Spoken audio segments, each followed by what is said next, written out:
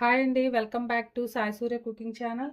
Today recipe వచ్చేసి నేను చాలా రుచిగా ఎంతో కమ్మగా ఉండే పచ్చి పులుసు అయితే తయారు చేశానండి. చాలా బాగుంటుందండి. తెలంగాణలో బాగా ఇది మంచి ఫేమస్ అండి. వాళ్ళు చాలా ఇలా చిటికెలో చేసేసుకుంటారండి ఈ పచ్చి పులుసుని. అంత టేస్టీగా ఉంటుంది.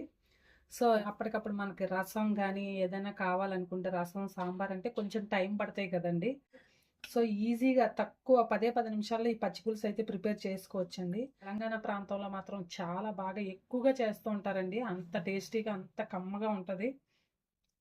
సో ఇది స్పెషల్లీ సమ్మర్లో అయితే చాలా బాగుంటుందండి. సమ్మర్లో అంటే మనకి నోటికి అన్నం తినబుద్ధి కాలేనప్పుడు చక్కగా ఇది పుల్ల పుల్లగా తీయగా చాలా రుచిగా కమ్మగా ఉంటుందండి. ఈ పచ్చి పులుసు వేసుకొని అన్నం తింటే అంత బాగుంటుంది ఈ పచ్చి. సో ఈ పచ్చి పులుసుని ఎలా తయారు చేసుకోవాలో ప్రాసెస్లోకి అయితే వెళ్దాం రండి. సో ప్రాసెస్లోకి అయితే వెళ్దామండి.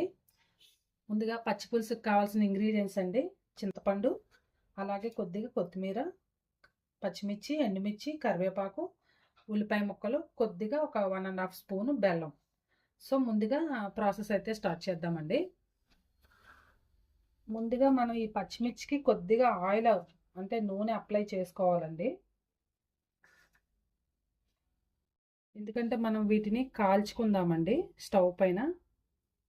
సో లైట్గా ఈ పచ్చిమిర్చికి ఆయిల్ అనేది అప్లై చేసుకుంటే పూర్తిగా మాడకుండా మంచి బాగా కాలుతాయండి. అలాగే ఈ రెడ్ చిల్లీస్కి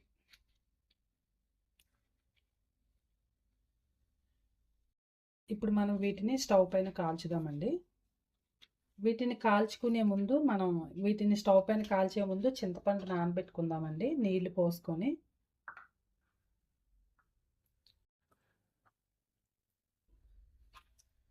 మనం ఈ బౌల్ చిన్నగా అయిపోద్ది కాబట్టి సో ఇదే గిన్నెలో వేసుకొని ఇందులో నానబెట్టుకుందామండి. కొద్దిగా కడుక్కున్నాక నానబెట్టుకుందామండి. సో కడుక్కున్నాం కదండి, ఇప్పుడు ఇందులో నీళ్లు పోసుకొని నానబెట్టుకుందామండి.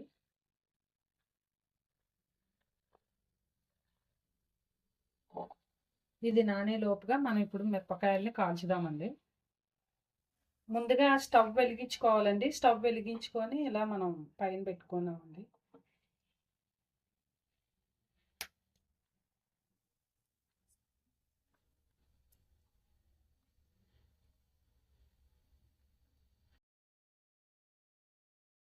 సో వీటిని రెండు వైపులా కూడా ఈవెన్గా బాగా 2 సైడ్స్ కూడా బాగా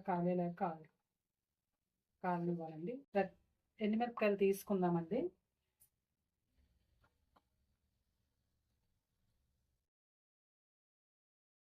సో ఈ మాత్రం కాలితే సరిపోతాయండి మనకి. చక్కగా బాగా కాలాయి కదండి. ఇప్పుడు మనం స్టవ్ ఆఫ్ చేసుకుందాం. సో ఇలా కాలిన వాటిని తీసుకుందామండి. సో సో ఇప్పుడు ఈ చింతపండు రసం అంతా కూడా బాగా మొత్తం గుజ్జు అంతా కూడా తీసుకోవాలండి. చింతపండు అంతా కూడా ఇలా పిసికేసి రసం మొత్తాన్ని కూడా వేరే బౌల్లోకి ఇలా మొత్తం మనకి ఎంత రసం కావాలంటే అంత తీసుకోవచ్చండి.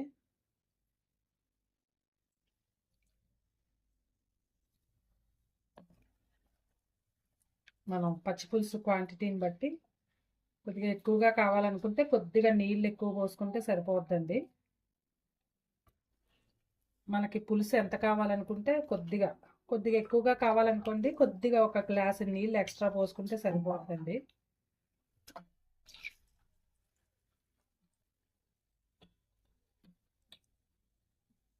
సో ఇదంతా కూడా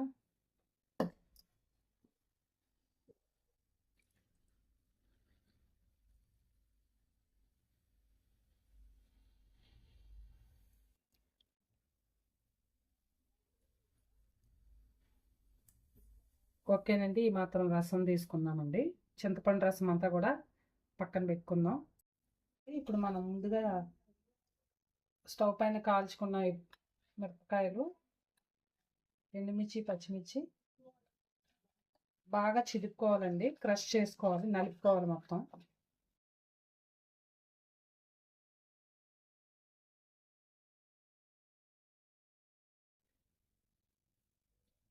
అంతా కూడా ఇలా నలుపుకోవాలండి.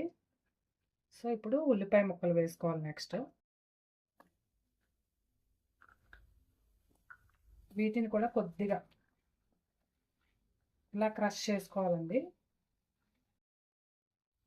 చక్కగా ఇలా క్రష్ చేసుకోవడం వల్ల పచ్చి పులుసు మరింత రుచిగా ఉంటుందండి. చాలా అసలు నోటికి పుల్ల పుల్లగా తీయగా చాలా కమ్మగా ఉంటుందండి.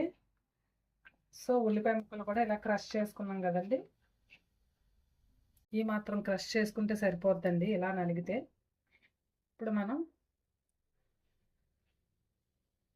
బెల్లం అండి, ఒక స్పూను, ఒక చెంచాడు బెల్లం, అలాగే మనం ముందుగా చూపించిన ఈ చింతపండు రసం,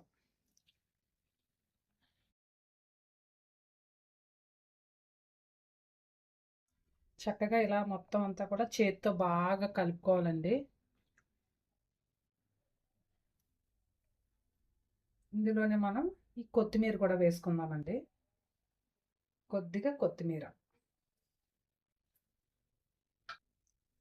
ఇంకాస్త మనకి కొద్దిగా ఇంకాస్త నీళ్ళు కావాలనుకుంటే కొద్దిగా పోసుకోవచ్చండి.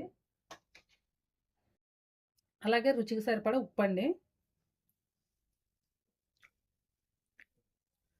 సో ఇప్పుడు ఇందులో ఇంకాస్త నీళ్ళు పోసుకుందామండి. మనం కొద్దిగా నీళ్ళు పోసుకుందాం.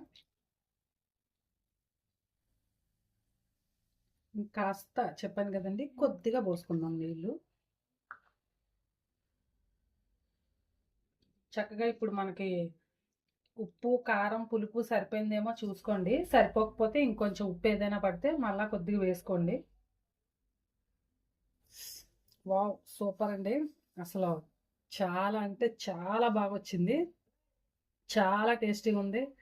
ఇది పచ్చి పులుసు టేస్ట్ చూడగానే నాకైతే పవన్ కళ్యాణ్ సాంగ్ అయితే గుర్తొస్తుందండి. కేవు కేక నా సామి రంగా కేవు కేవు కేవు కేవు కేక, అలా ఉందన్నమాట. పచ్చి పులుసు అయిపోయిందండి. ఇప్పుడు దీనికి మనం తాలింపు వేసుకుందామండి. దీంట్లోకి పోపు వేసుకుందాం. ఓకేనండి, స్టవ్ వెలిగించుకొని ఇలా ఆయిల్ పెట్టుకుందామండి. సో ఆయిల్ హీట్ ఎక్కింది కదండి. కొద్దిగా ఆవాలు, జీలకర్ర, ఎండుమిరపకాయలు వేసుకుందామండి. అలాగే కొద్దిగా కరివేపాకు,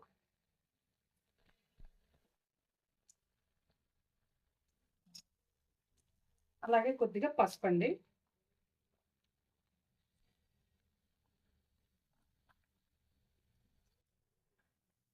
ఇంతేనండి. ఇప్పుడు ఇది స్టవ్ ఆఫ్ చేసుకొని అందులో వేసుకోవడమే. ఇంతేనండి, పచ్చి పులుసు రెడీ అయిపోయింది. తాలింపుని ఇందులో వేసుకోవడం.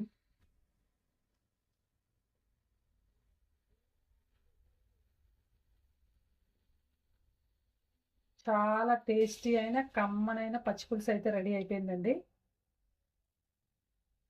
చక్కగా ఇప్పుడు వేడివేడిగా రైస్లోకి వేసుకొని తినేయడమేనండి. చాలా బాగుంటుంది.